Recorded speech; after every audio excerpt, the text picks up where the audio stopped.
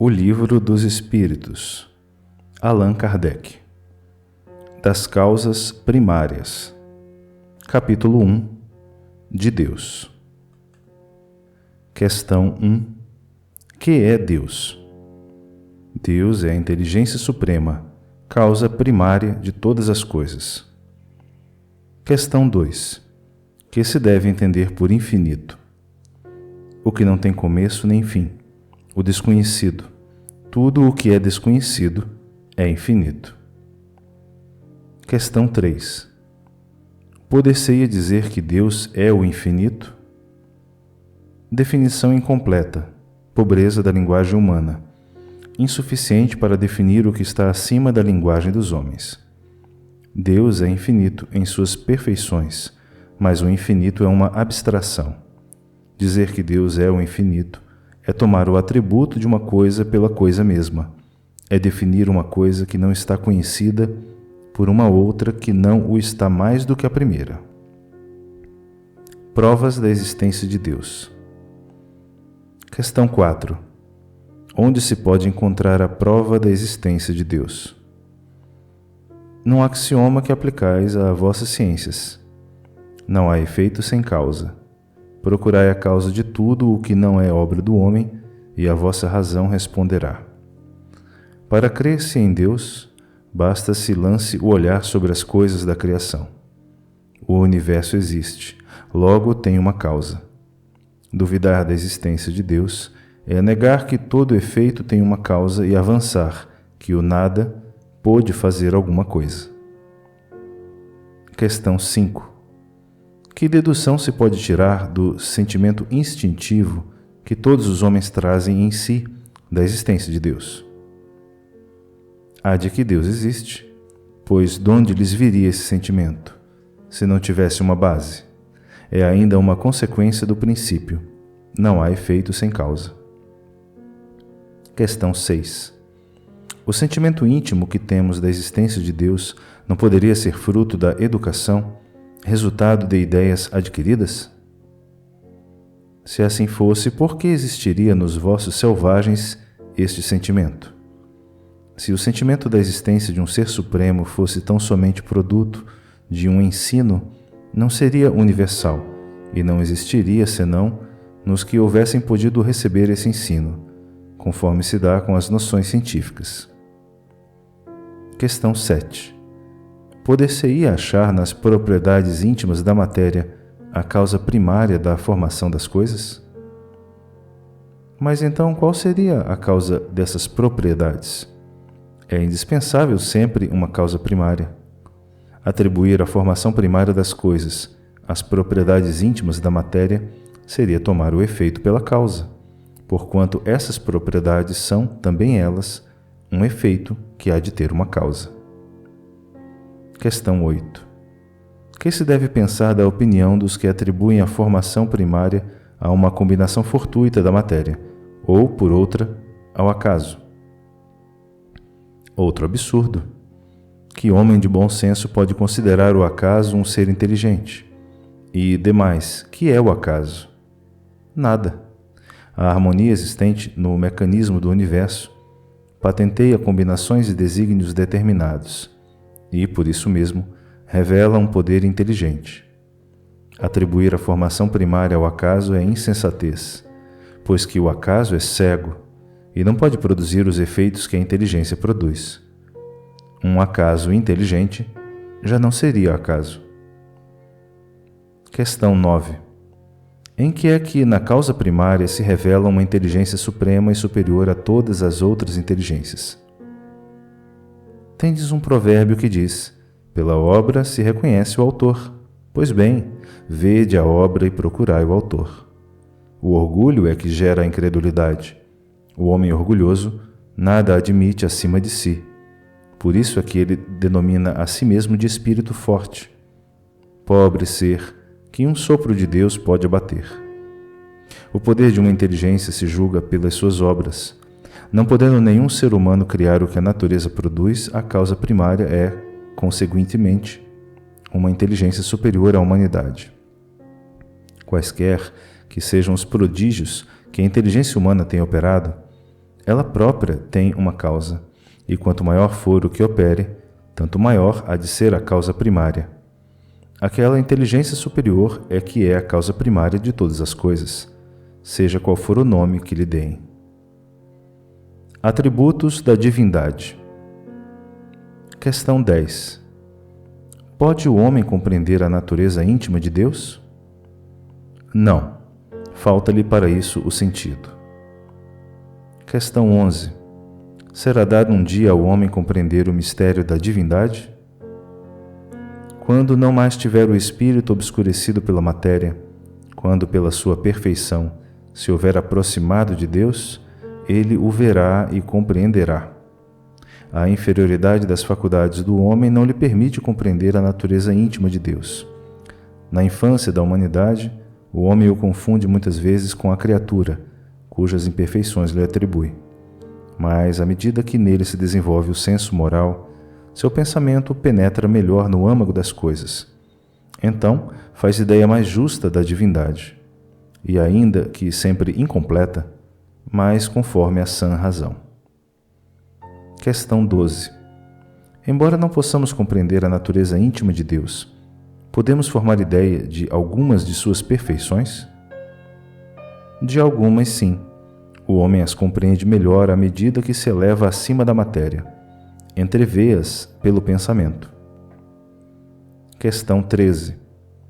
Quando dizemos que Deus é eterno, infinito, imutável, imaterial, único, onipotente, soberanamente justo e bom, temos ideia completa de seus atributos? Do vosso ponto de vista, sim, porque credes abranger tudo. Sabei, porém, que há coisas que estão acima da inteligência do homem mais inteligente, as quais a vossa linguagem, restrita às vossas ideias e sensações, não tem meios de exprimir. A razão, com efeito, vos diz que Deus deve possuir em grau supremo essas perfeições, porquanto, se uma lhe faltasse, ou não fosse infinita, já ele não seria superior a tudo, não seria, por conseguinte, Deus. Para estar acima de todas as coisas, Deus tem que se achar isento de qualquer vicissitude e de qualquer das imperfeições que a imaginação possa conceber. Deus é eterno. Se tivesse tido princípio, teria saído do nada, ou então também teria sido criado por um ser anterior. É assim que, pouco a pouco, remontamos ao infinito e à eternidade. É imutável. Se estivesse sujeito a mudanças, as leis que regem o universo nenhuma estabilidade teriam. É imaterial. Quer isto dizer que a sua natureza difere de tudo o que chamamos matéria. De outro modo, ele não seria imutável, porque estaria sujeito às transformações da matéria. É único. Se muitos deuses houvesse, não haveria unidade de vistas, nem unidade de poder na ordenação do universo. É onipotente. Ele o é porque é único. Se não dispusesse do soberano poder, algo haveria mais poderoso ou tão poderoso quanto ele, que então não teria feito todas as coisas. As que não houvesse feito seriam obra de outro Deus.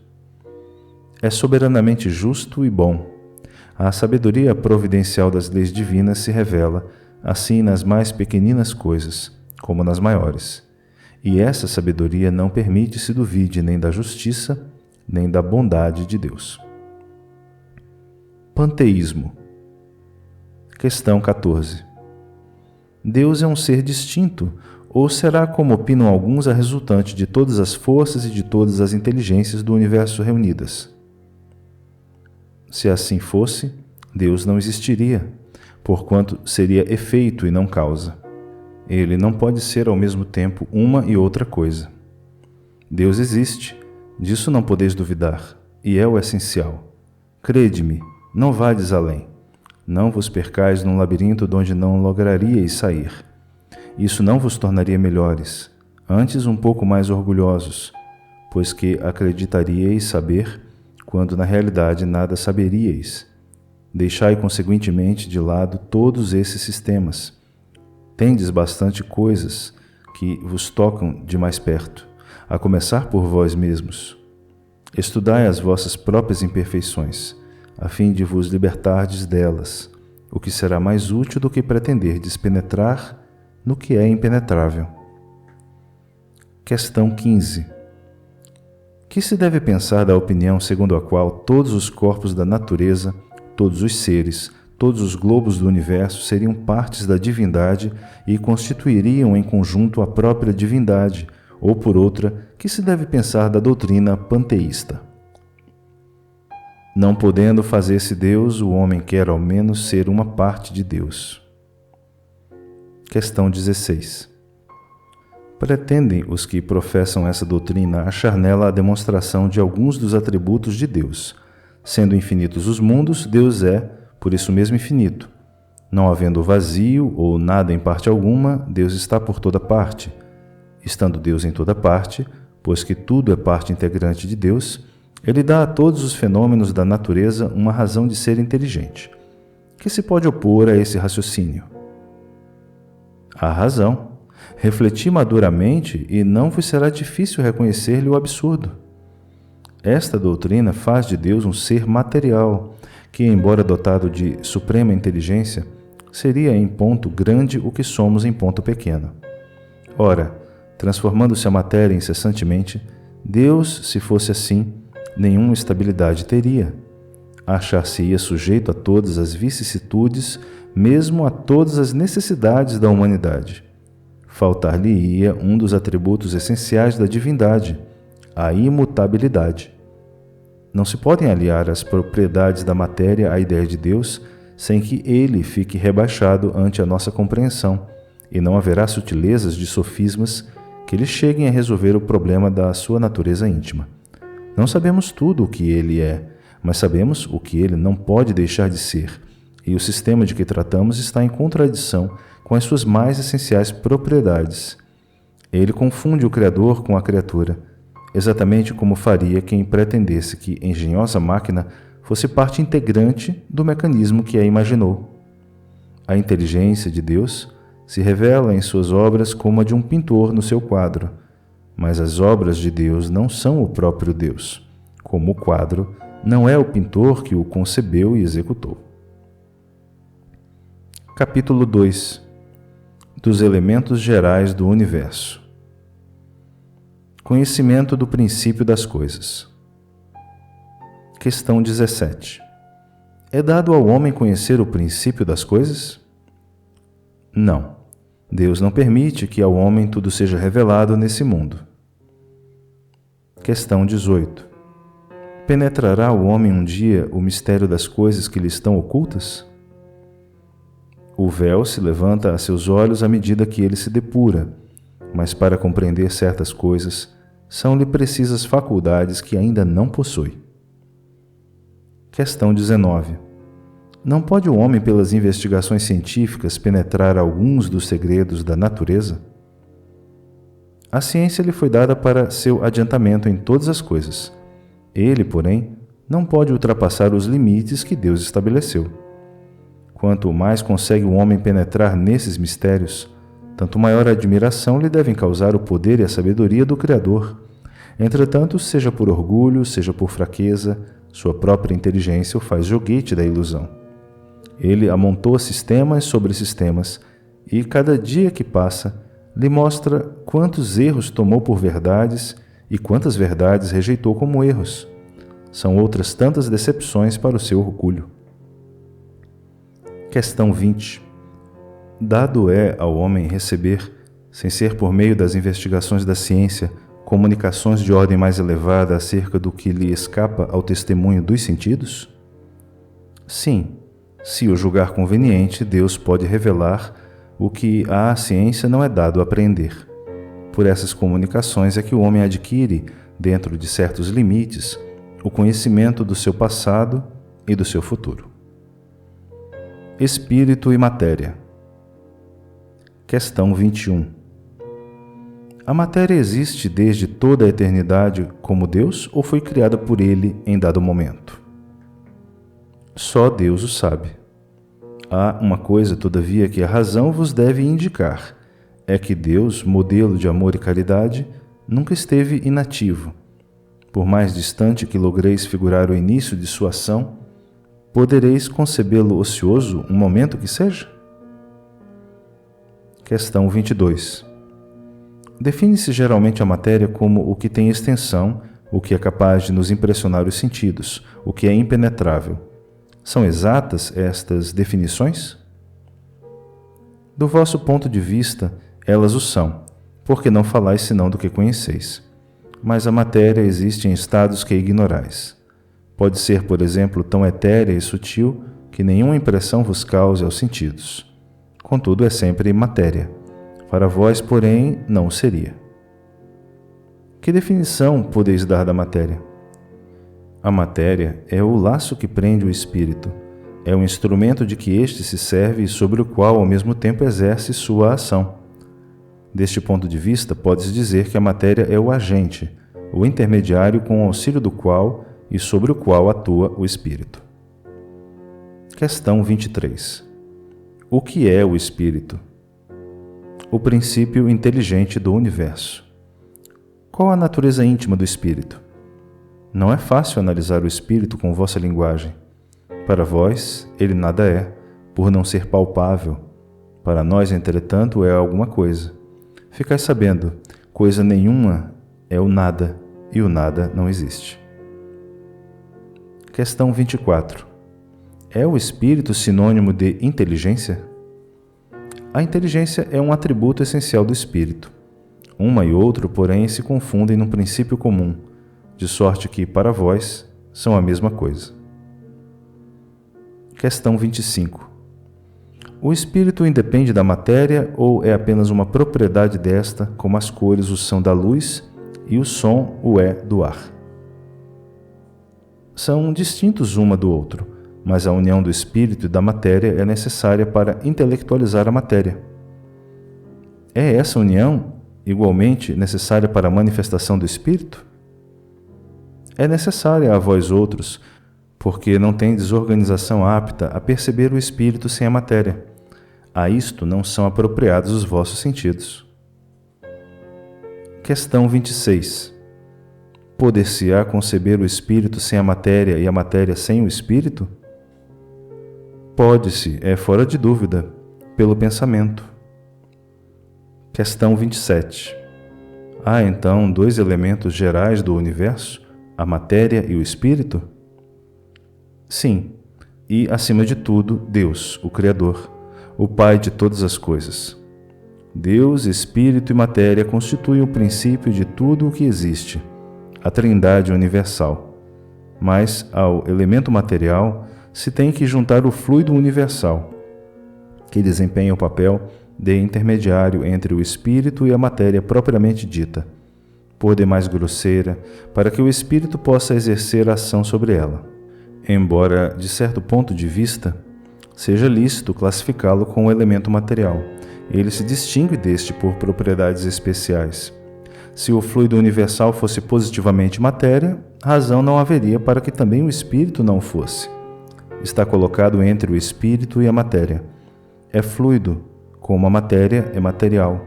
É suscetível, pelas suas inumeráveis combinações com esta e sob a ação do espírito, de produzir a infinita variedade das coisas de que apenas conheceis uma parte mínima. Esse fluido universal, ou primitivo, ou elementar, sendo o agente de que o espírito se utiliza, é o princípio sem o qual a matéria estaria em perpétuo estado de divisão e nunca adquiriria as qualidades que a gravidade lhe dá. Esse fluido será o que designamos pelo nome de eletricidade? Dissemos que ele é suscetível de inúmeras combinações.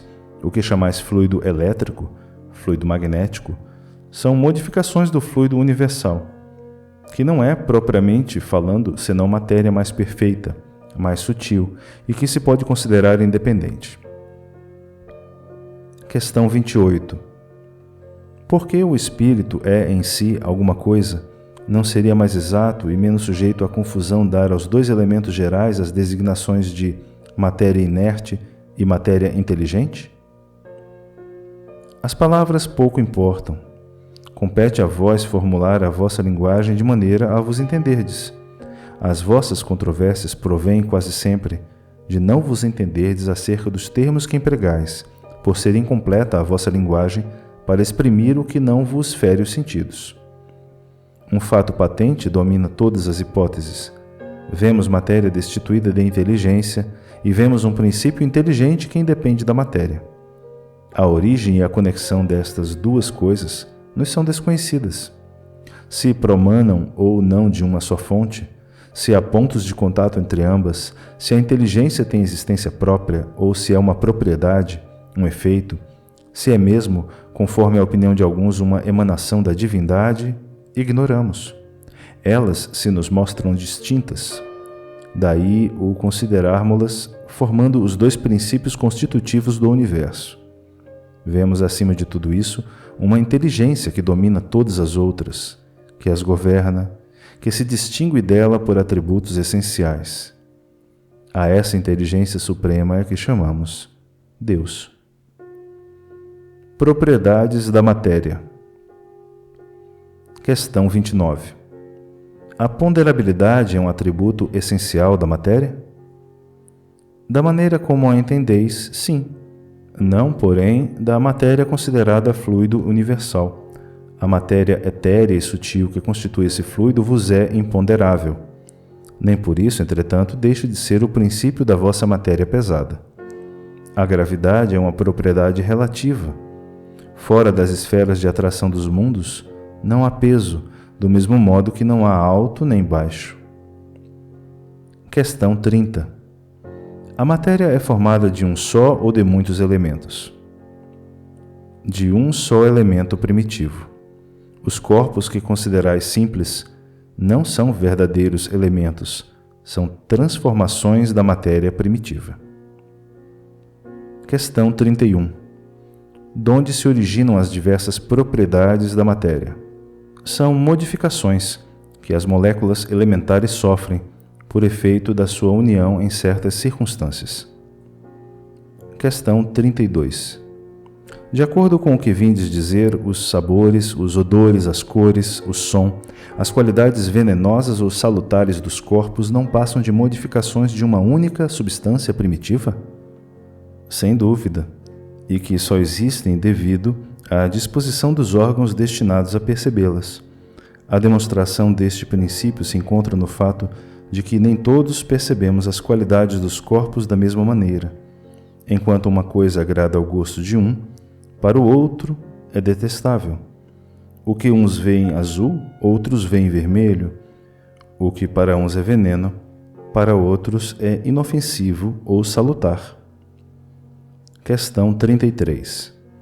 A mesma matéria elementar é suscetível de experimentar todas as modificações e de adquirir todas as propriedades? Sim. E é isso o que se deve entender quando dizemos que tudo está em tudo. O oxigênio, o hidrogênio, o azoto, o carbono e todos os corpos que consideramos simples são meras modificações de uma substância primitiva.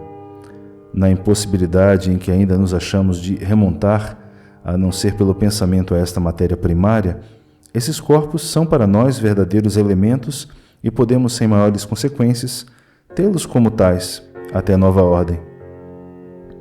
Não parece que esta teoria dá razão aos que não admitem na matéria senão duas propriedades essenciais, a força e o movimento, entendendo que todas as demais propriedades não passam de efeitos secundários, que variam conforme a intensidade da força e a direção do movimento?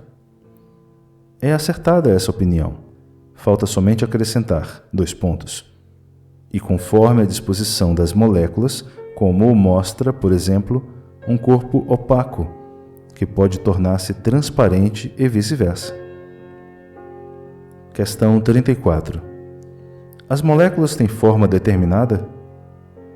Certamente, as moléculas têm uma forma, porém não sois capazes de apreciá-la. Essa forma é constante ou variável? Constante, a das moléculas elementares primitivas. Variável, a das moléculas secundárias, que mais não são do que aglomerações das primeiras, porque o que chamais molécula ainda longe está da molécula elementar. Espaço universal. Questão 35. O espaço universal é infinito ou limitado? Infinito. Supondo limitado, que haverá para lá de seus limites? Isto te confunde a razão, bem o sei. No entanto, a razão te diz que não pode ser de outro modo. O mesmo se dá com o infinito em todas as coisas. Não é na pequenina esfera em que vos achais que podereis compreendê-lo. Supondo-se um limite ao espaço, por mais distante que a imaginação o coloque, a razão diz que além desse limite alguma coisa há, e assim gradativamente até ao infinito, porquanto, embora essa alguma coisa fosse o vazio absoluto, ainda seria espaço. Questão 36. O vácuo absoluto existe em alguma parte no espaço universal? Não, não há o vácuo. O que te parece vazio está ocupado por matéria que te escapa aos sentidos e aos instrumentos. Capítulo 3. Da criação. Formação dos mundos. Questão 37. O universo foi criado ou existe de toda a eternidade como Deus? É fora de dúvida que ele não pode ter se feito a si mesmo. Se existisse como Deus de toda a eternidade, não seria obra de Deus. Questão 38. Como criou Deus o universo? Para me servir de uma expressão corrente, direi: pela sua vontade. Nada caracteriza melhor essa vontade onipotente do que essas belas palavras de Gênesis, capítulo 1, versículo 3. Deus disse: faça-se a luz, e a luz foi feita. Questão 39. Poderemos conhecer o modo de formação dos mundos? Tudo o que a esse respeito se pode dizer e podeis compreender é que os mundos se formam pela condensação da matéria disseminada no espaço.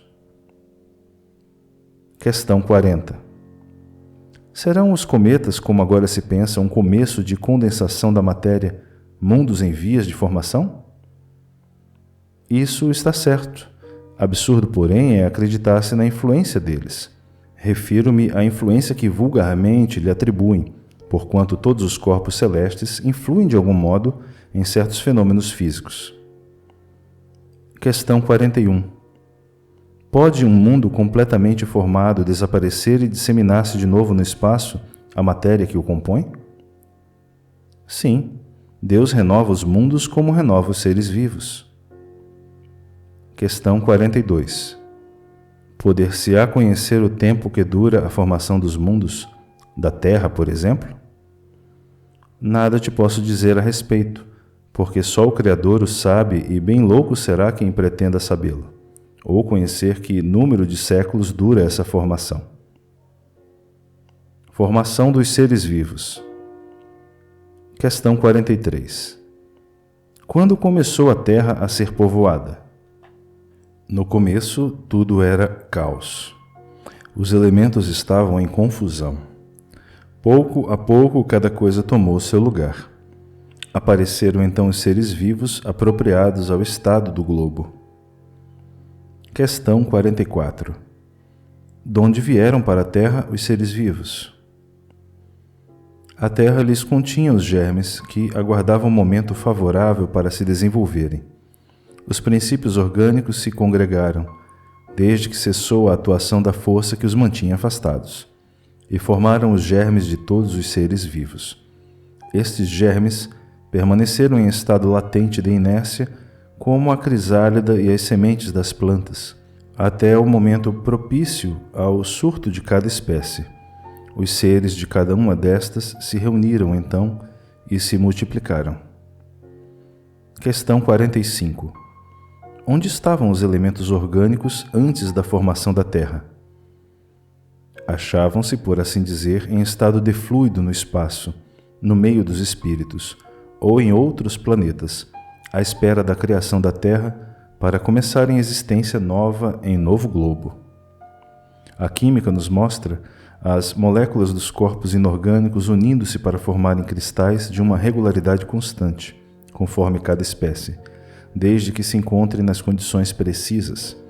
A menor perturbação nestas condições basta para impedir a reunião dos elementos, ou, pelo menos, para obstar a disposição regular que constitui o cristal, porque não se daria o mesmo com os germes orgânicos.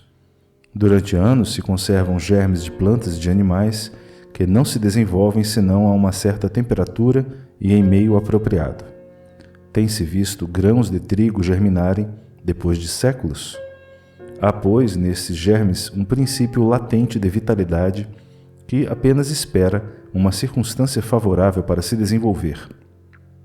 O que diariamente ocorre debaixo de nossas vistas. Porque não pode ter ocorrido desde a origem do globo terráqueo. A formação dos seres vivos, saindo eles do caos pela força mesma da natureza, diminui de alguma coisa a grandeza de Deus?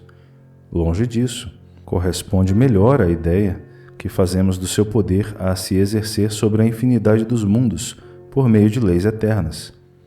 Esta teoria não resolve, é verdade, a questão da origem dos elementos vitais, mas Deus tem seus mistérios e pôs limites às nossas investigações. Questão 46. Ainda há seres que nasçam espontaneamente? Sim, mas o germe primitivo já existia em estado latente. Sois todos os dias testemunhas desse fenômeno.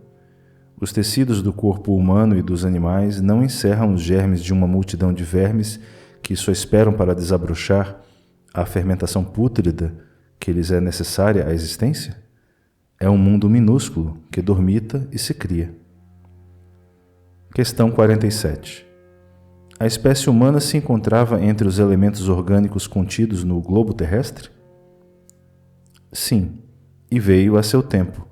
Foi o que deu lugar a que se dissesse que o homem se formou do limo da terra. Questão 48. Poderemos conhecer a época do aparecimento do homem e dos outros seres vivos na terra? Não. Todos os vossos cálculos são quiméricos. Questão 49. Se o germe da espécie humana se encontrava entre os elementos orgânicos do globo, por que não se formam espontaneamente homens como na origem dos tempos? O princípio das coisas está nos segredos de Deus. Entretanto, pode dizer-se que os homens, uma vez espalhados pela terra, absorveram em si mesmos os elementos necessários à sua própria formação, para os transmitir segundo as leis da reprodução. O mesmo se deu com as diferentes espécies de seres vivos. Povoamento da terra. Adão. Questão 50. A espécie humana começou por um único homem? Não. Aquele a quem chamais Adão não foi o primeiro nem o único a povoar a terra. Questão 51. Poderemos saber em que época viveu Adão? Mais ou menos na que lhe há sinais, cerca de 4.000 anos antes do Cristo. O homem cuja tradição se conservou sob o nome de Adão foi dos que sobreviveram em certa região a alguns dos grandes cataclismos que revolveram em diversas épocas a superfície do globo e se constituiu o tronco de uma das raças que atualmente o povoam. As leis da natureza se opõem a que os progressos da humanidade, comprovados muito tempo antes do Cristo, se tenham realizado em alguns séculos, como houvera sucedido se o homem não existisse na Terra, senão a partir da época indicada para a existência de Adão.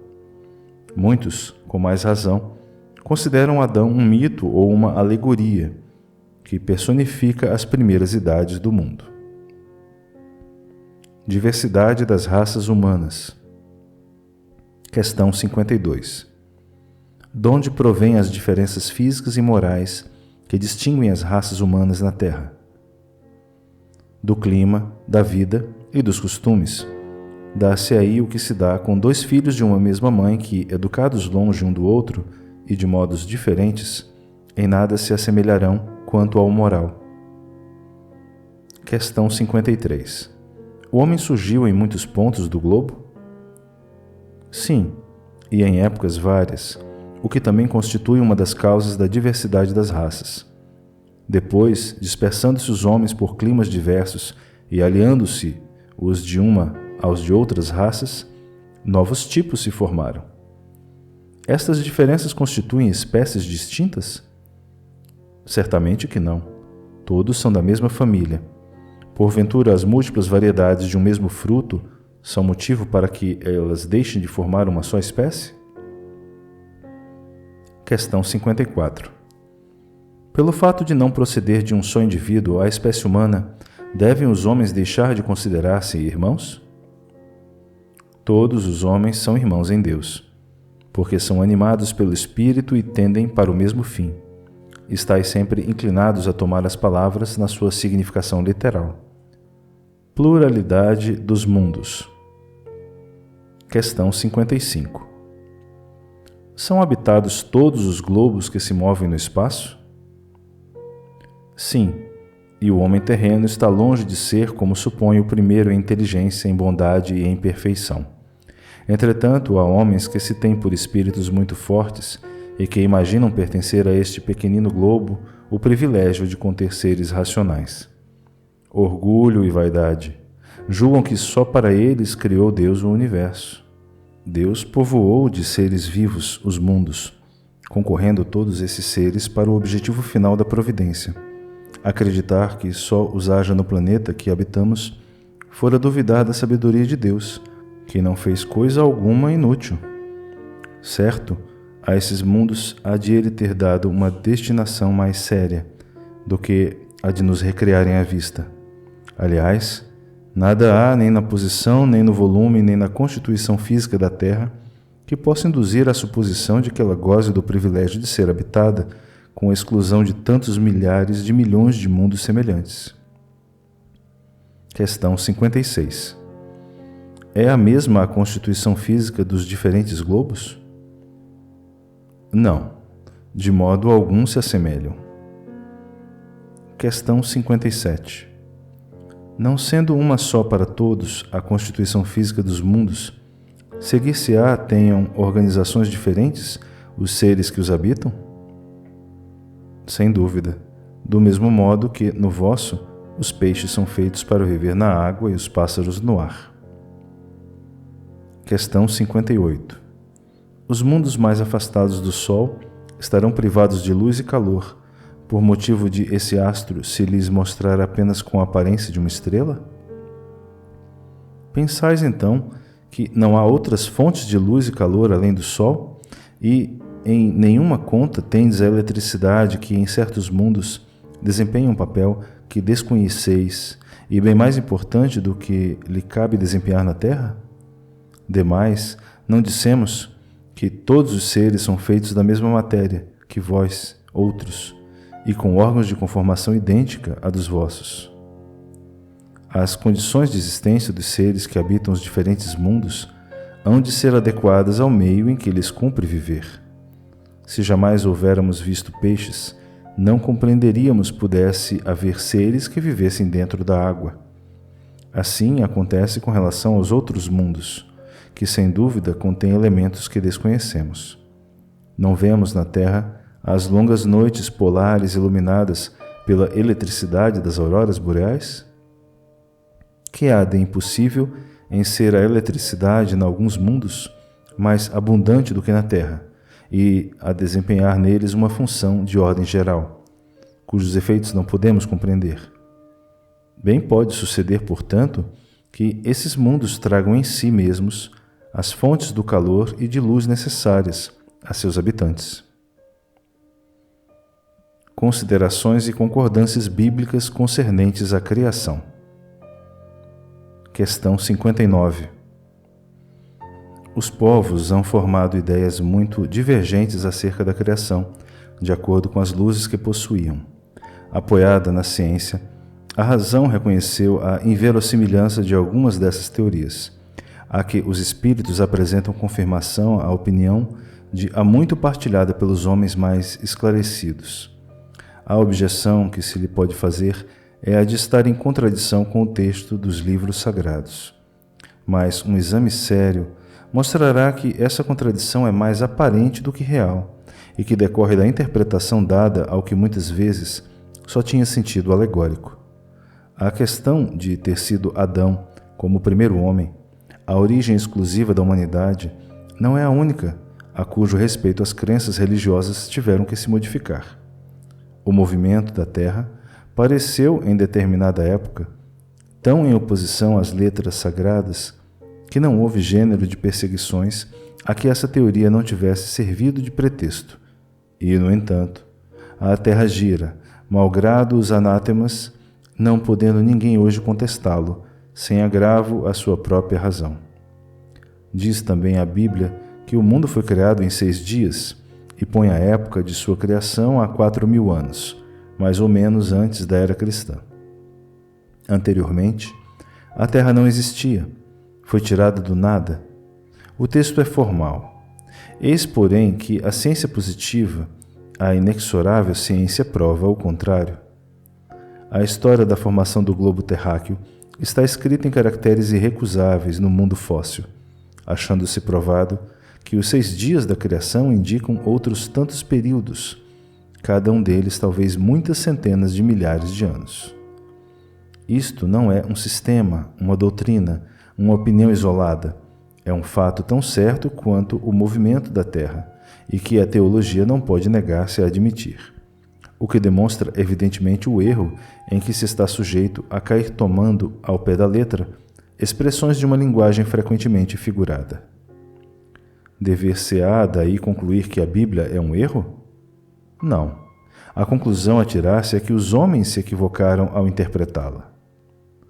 Escavando os arquivos da Terra, a ciência descobriu em que ordem os seres vivos lhe apareceram na superfície, ordem que está de acordo com o que diz em Gênesis, havendo apenas a notar-se a diferença de que essa obra, em vez de executada milagrosamente por Deus em algumas horas, se realizou sempre pela sua vontade, mas conforme a lei das forças da natureza, em alguns milhões de anos. Ficou sendo Deus, por isso, menor e menos poderoso? Perdeu em sublimidade a sua obra por não ter o prestígio da instantaneidade? Indubitavelmente não. Fora mister fazer-se da divindade bem mesquinha ideia, para se não reconhecer a sua onipotência nas leis eternas que ela estabeleceu para regerem os mundos. A ciência, longe de apoucar a obra divina, nola mostra sob aspecto mais grandioso e mais acorde com as noções que temos do poder e da majestade de Deus, pela razão mesma de ela se haver efetuado sem derrogação das leis da natureza. De acordo, neste ponto, com Moisés, a ciência coloca o homem em último lugar na ordem da criação dos seres vivos.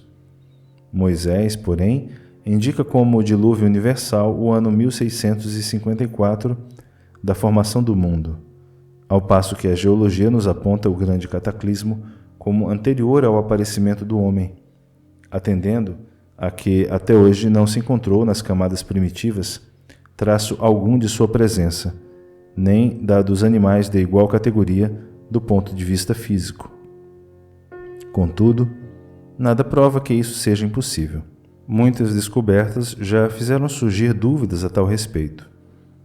Pode dar-se que, de um momento para outro, se adquira a certeza material da anterioridade da raça humana, e então se reconhecerá que, a esse propósito, como a tantos outros, o texto bíblico encerra uma figuração. A questão está em saber se o cataclismo geológico é o mesmo a que assistiu Noé. Ora, o tempo necessário à formação das camadas fósseis não permite confundi-los, e, desde que se achem vestígios da existência do homem antes da grande catástrofe, provado ficará, ou que Adão não foi o primeiro homem, ou que a sua criação se perde na noite dos tempos. Contra a evidência, não há raciocínios possíveis. Forçoso será aceitar-se esse fato como se aceitaram o movimento da Terra e os 6 períodos da criação. A existência do homem antes do dilúvio geológico ainda é, com efeito, hipotética. Eis aqui, porém, alguma coisa que o é menos.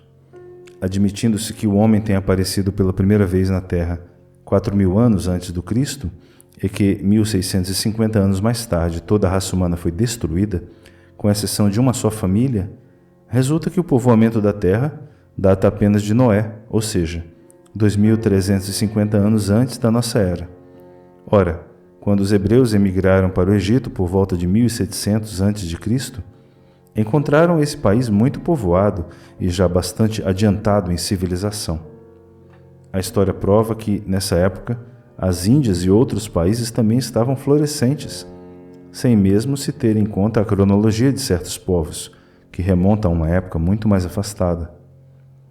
Teria sido preciso, nesse caso, que de 2300 a 1700 a.C., isto é, num espaço de 600 anos, não somente a posteridade de um único homem houvesse podido povoar todos os imensos países então conhecidos, supondo que os outros não o fossem, mas também que, nesse curto lapso de tempo, a espécie humana houvesse podido elevar-se da ignorância absoluta do estado primitivo ao mais alto grau de desenvolvimento intelectual, o que é contrário a todas as leis antropológicas. A diversidade das raças corrobora igualmente essa opinião. O clima e os costumes produzem, é certo, modificações no caráter físico. Sabe-se, porém, até onde pode ir a influência dessas causas. Entretanto, o exame fisiológico demonstra haver, entre certas raças, diferenças constitucionais mais profundas do que as que o clima é capaz de determinar. O cruzamento das raças dá origem aos tipos intermediários. Ele tende a apagar os caracteres extremos, mas não os cria, apenas produz variedades. Ora, para que tenha havido cruzamento de raças, preciso era que houvesse raças distintas. Como, porém, se explicará a existência delas, atribuindo-se-lhes uma origem comum e, sobretudo, tão pouco afastada? Como se há de admitir que em poucos séculos alguns descendentes de Noé se tenham transformado ao ponto de produzirem a raça etíope, por exemplo? Tão pouco admissível é semelhante metamorfose quanto a hipótese de uma origem comum para o lobo e o cordeiro, para o elefante e o pulgão, para o pássaro e o peixe.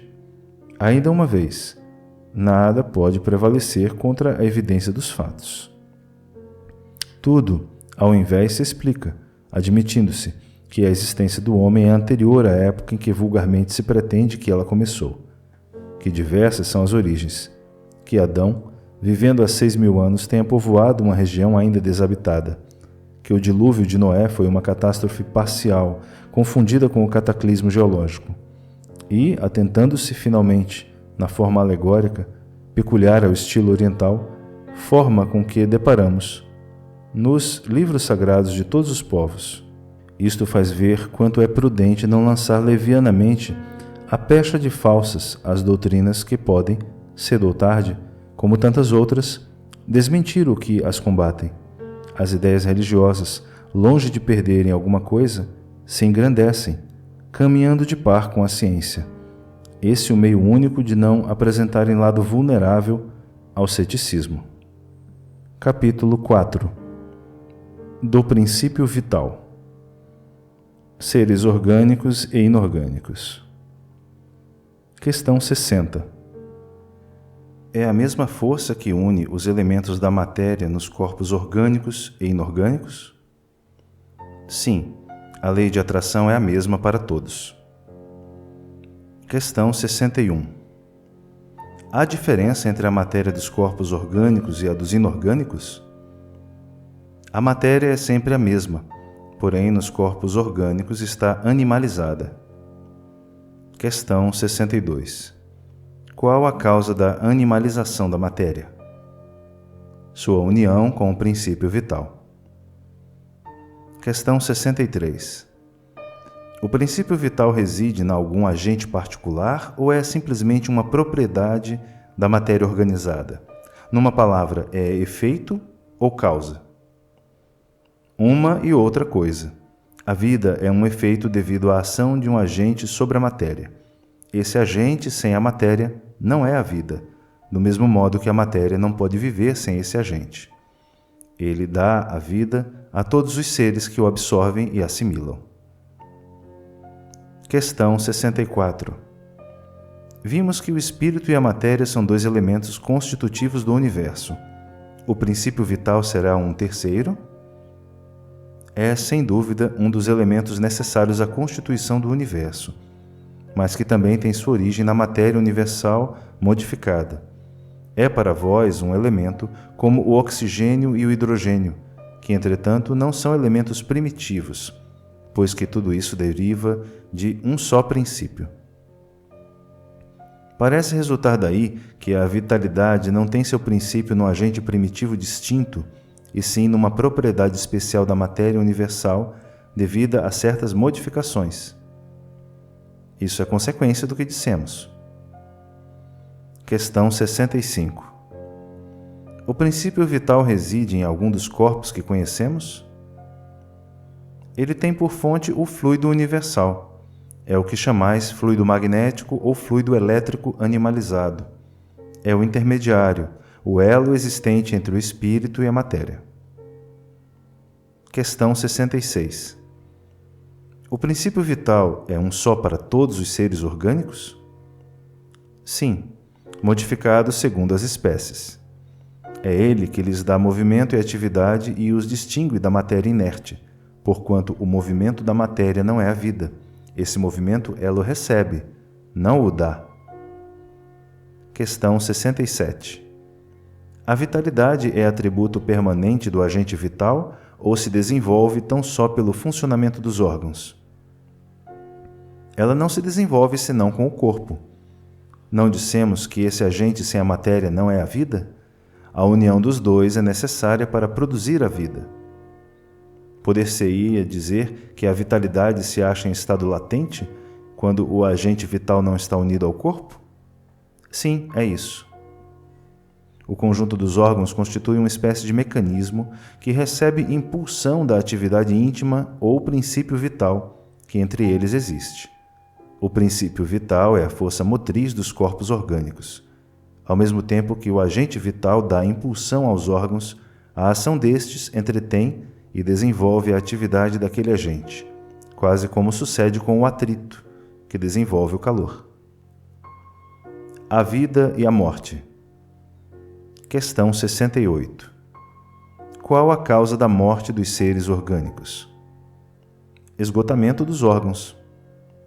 Poder-se-ia comparar a morte à cessação do movimento de uma máquina desorganizada?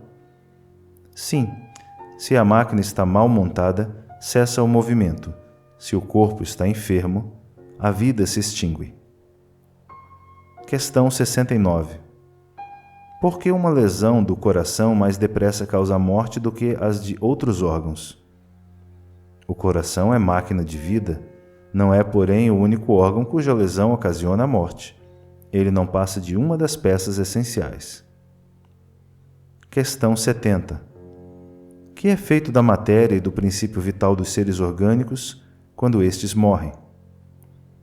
A matéria inerte se decompõe e vai formar novos organismos. O princípio vital volta à massa de onde saiu.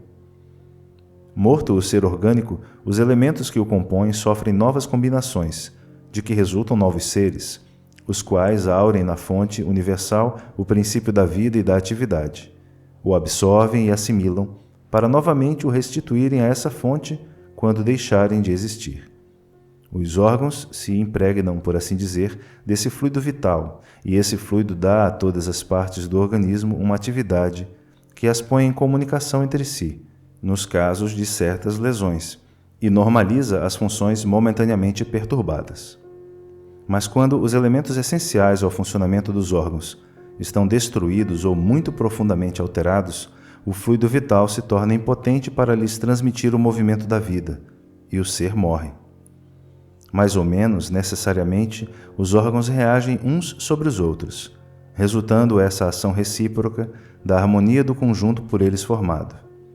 Destruída que seja, por uma causa qualquer, esta harmonia, o funcionamento dos órgãos cessa, como o movimento da máquina cujas peças principais se desarranjem. É o que se verifica, por exemplo, com um relógio gasto pelo uso ou que sofreu um choque por acidente, no qual a força motriz fica impotente para pô-lo de novo a andar. Num aparelho elétrico temos imagens mais exatas da vida e da morte. Esse aparelho, como todos os corpos da natureza, contém eletricidade em estado latente. Os fenômenos elétricos, porém, não se produzem senão quando o fluido é posto em atividade por uma causa especial. Poder-se-ia então dizer que o aparelho está vivo. Vindo a cessar a causa da atividade, cessa o fenômeno. O aparelho volta ao estado de inércia. Os corpos orgânicos são assim. uma espécie de pilhas ou aparelhos elétricos nos quais a atividade do fluido determina o fenômeno da vida. A cessação dessa atividade causa a morte. A quantidade de fluido vital não é absoluta em todos os seres orgânicos.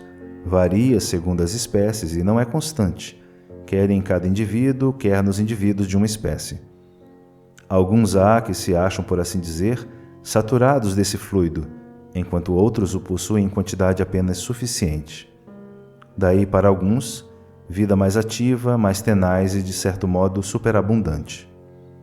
A quantidade de fluido vital se esgota. Pode tornar-se insuficiente para a conservação da vida, se não for renovada pela absorção e assimilação das substâncias que o contêm. O fluido vital se transmite de um indivíduo a outro. Aquele que o tiver em maior proporção pode dá-lo a um que tenha de menos e, em certos casos, prolongar a vida, prestes a extinguir-se. Inteligência e instinto. Questão 71. A inteligência é atributo do princípio vital? Não, pois que as plantas vivem e não pensam. Só têm vida orgânica. A inteligência e a matéria são independentes, porquanto um corpo pode viver sem a inteligência. Mas a inteligência só por meio dos órgãos materiais pode manifestar-se. Necessário é que o espírito se una à matéria animalizada para intelectualizá-la. A inteligência é uma faculdade especial, peculiar a algumas classes de seres orgânicos e que lhes dá, com o pensamento, a vontade de atuar, a consciência de que existem e de que constituem uma individualidade, cada um, assim como os meios de estabelecerem relações com o mundo exterior e de proverem às suas necessidades. Podem distinguir-se assim, primeiro, os seres inanimados, constituídos só de matéria, sem vitalidade nem inteligência, são os corpos brutos. Segundo, os seres animados que não pensam, formados de matéria e dotados de vitalidade, porém destituídos de inteligência. Terceiro, os seres animados pensantes, formados de matéria, dotados de vitalidade e tendo a mais um princípio inteligente que lhes outorga a faculdade de pensar. Questão 72. Qual a fonte da inteligência? Já o dissemos, a inteligência universal.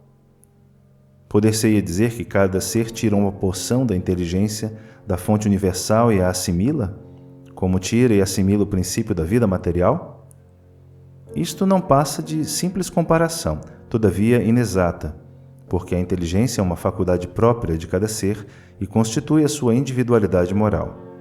Demais, como sabeis, há coisas que ao homem não é dado penetrar, e esta, por enquanto, é desse número. Questão 73. O instinto depende da inteligência? Precisamente não. Por isso que o instinto é uma espécie de inteligência. É uma inteligência sem raciocínio. Por ele é que todos os seres proveem as suas necessidades. Questão 74. Pode estabelecer-se uma linha de separação entre instinto e inteligência, isto é, precisar onde uma acaba e começa a outra? Não, porque muitas vezes se confundem, mas muito bem se podem distinguir os atos que decorrem do instinto dos que são da inteligência.